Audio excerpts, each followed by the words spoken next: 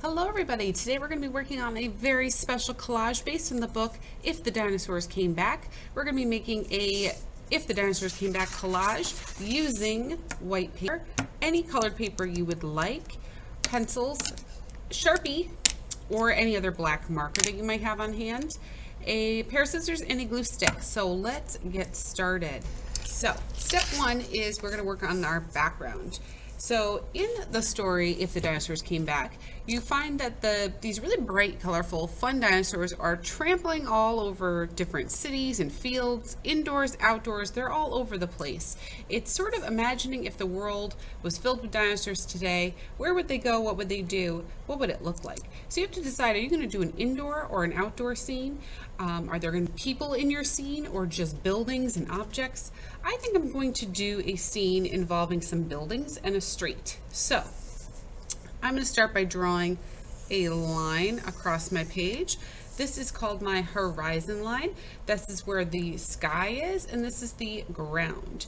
So in this space, I think I'm going to draw a street, perhaps, maybe some buildings right on the horizon line, and then we'll fill it in with our dinosaur later. So if I'm going to do a building, I'm going to start by drawing a nice rectangle shape for my building. And I think I might make one that's right next to it, but maybe a little bit taller, maybe a little bit wider. I'm going to draw another one that's really short and maybe skinny. Maybe I'll do another one that has sort of a point to it. So if you decide you're going to do a city scene like this, you might want to draw a lot of buildings, all a little bit different in height and in width, but all touching each other. You could create some space in between if you wanted to, but you could also just have it all stacked up so it looks like a real busy city scene. Then I want to have a street here, so I think I'm going to draw a little bit of a sidewalk. And then I think this is going to be my street. So this is where I'm going to have my little lines in my street to represent the road. Now I'm going to be putting some windows, some doors, different types of things that I might see inside of a building. Now some buildings have windows over their entire building, where the whole building is covered with glass and windows. So if that's something you want to draw, you could do sort of a checkerboard on one. Maybe you just want to show some windows.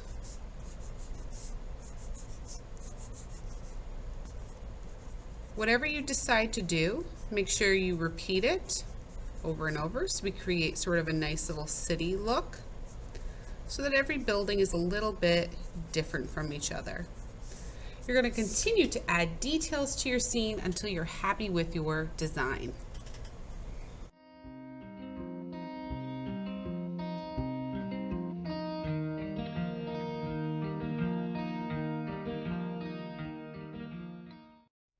All right, I'm done with my scene. Now remember, your scene does not have to be a city scene. Maybe you just want to draw a house and a tree and some grass, and that's it. Maybe you want to make it look like your dinosaur is going inside of a school classroom, or maybe inside of a football stadium. There's lots of different options. So think about where you want your dinosaur to go and what you want your dinosaur to be doing.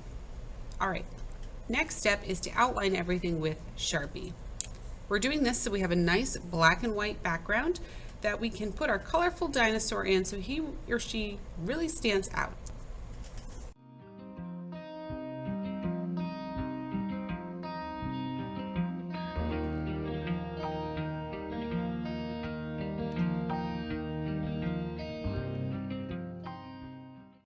Okay, once your scene is complete and has been outlined with Sharpie, you're going to erase, just like I did, all of the extra pencil marks that are peeking through. And now we're ready to get our dinosaur put into our scene here. So again, pick any color paper you would like. I'm choosing to make a purple dinosaur. Maybe you want yours to be green, pink, orange, yellow, whatever color you make a good dinosaur. Look up different pictures of dinosaurs so maybe you can come up with some different types of dinosaurs, but we want to use a good amount of the page so that our dinosaur looks pretty big on our final paper. I think I'm going to create one of the dinosaurs with a really long neck. Those were always my favorite ones, and I think that's the kind I want to do. So I'm going to start by drawing it with some simple shapes, and then I'm going to kind of fill it in with some other details. So first I'm going to kind of do an oval shape up here at the top to represent the head shape of my dinosaur. Then I'm going to have, coming from the back of the oval, a nice long neck shape. It's going to be a little bit wavy. The body is going to be another nice big sort of oval shape. And then I'm going to have the tail coming out. I maybe could have the tail hanging down low, or I could have the tail going up high, or however it fits in my paper. I'm going to erase any of the lines that are separating my shapes from each other so that they look like they're all connected. So now it looks like the head and the neck and the tail are all part of the same animal. Last piece I need to create the body is some legs. So I'm going to draw one sort of rectangle shape coming out of my dinosaur, one at the front, one at the back. This one is hiding behind the tail, so I'm not going to finish drawing it because it's peeking in behind the tail. If you have room to draw the bottom, you could draw it just like the one on the other side. Next, I'm going to do a second one on each side because dinosaurs have 4 legs, most of them. So I'm going to draw another one right next to it, and I'm going to stop it a little bit higher than the last one, and I'm going to make it a little skinnier. That way it looks like it's behind the other one. If you want to have yours be separated, that's okay. Once again, the tail is hiding this foot, so I'm just going to draw a line to represent the foot. Now we're ready to add any other details that I want to add to this dinosaur. Now you could make your dinosaur look a lot like a real dinosaur that you may have found a picture of, or you can make your dinosaur a little bit kind of unique and special. Maybe I want this dinosaur to have spikes. Dinosaurs that looked like this generally did not have spikes, but I think this one's going to have spikes. So I'm going to give my dinosaur some nice spikes on top of their body to make it look fun and different.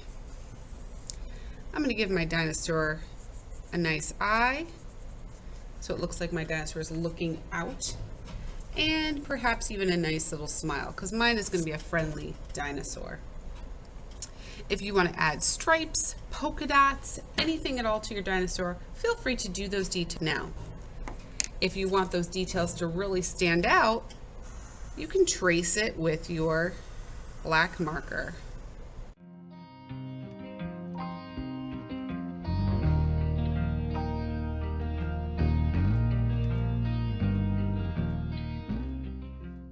Try your best to cut very carefully and work your way around all of the details.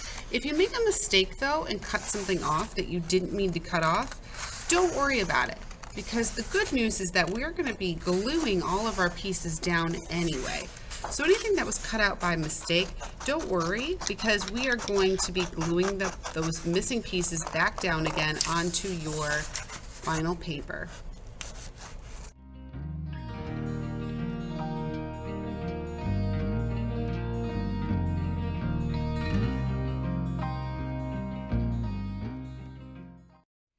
If you have a little area like I need to cut out this little piece, but I can't really get at it, in this particular case, it's okay to cut right through and cut your piece out that you want to get rid of, because we're going to be gluing this down anyway, so it's all right that this got separated. That's an example of making a mistake or a cut that maybe you didn't want to do or you didn't mean to do, but don't worry about it, because like I said, we're gluing this right in place.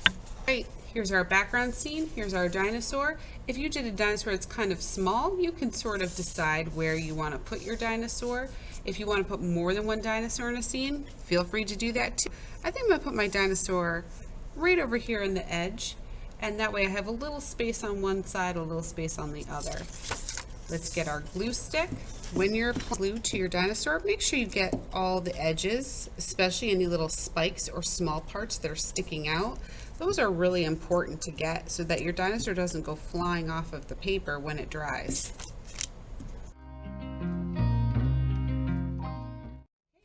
have our finished collage, our dinosaur walking through our fun black and white illustrated city. If I wanted to, I could add a few fun details, like maybe draw someone who's looking up at the dinosaur, really surprised. Or I could even draw someone who's maybe sitting on the dinosaur's back, getting a ride throughout the city. Feel free to add some of these fun little details when you're done. All right, well, I hope you had fun making this dinosaur collage with me, and I really can't wait to see what sort of dinosaurs you come up with and what sort of backgrounds that you decide to put them in.